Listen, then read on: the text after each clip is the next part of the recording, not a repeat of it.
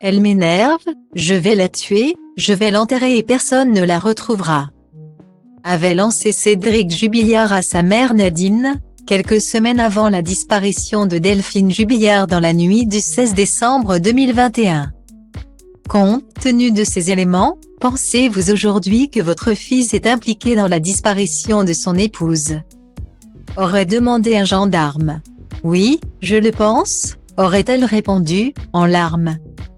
Face aux enquêteurs, Nadine dressait un portrait peu flatteur de son fils, accro au cannabis. Il fume beaucoup. Entre 7 et 9 joints par jour, explique-t-elle. Comme le rapporte Le Parisien.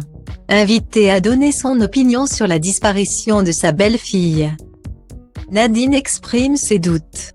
Je suis mitigée. Si elle a voulu lui donner une leçon, elle a bien joué. Mais si ce n'est pas ça, j'espère juste que mon fils ne lui a rien fait, confie-t-elle aux gendarmes.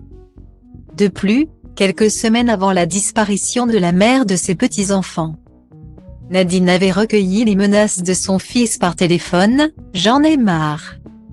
Je vais la tuer, je vais l'enterrer, personne ne la retrouvera ». Questionnée sur ses propos, elle explique ne pas en avoir tenu compte à l'époque.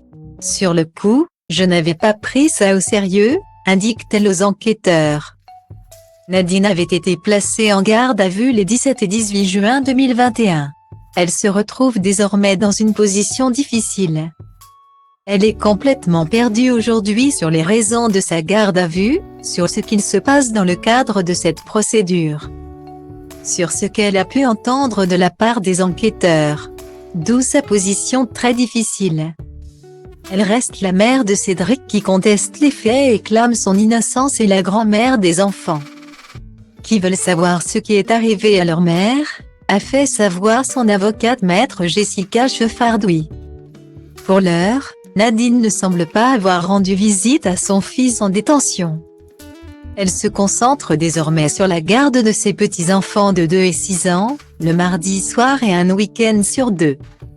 Cédric Jubillard reste présumé innocent des faits reprochés jusqu'à la fermeture définitive du dossier.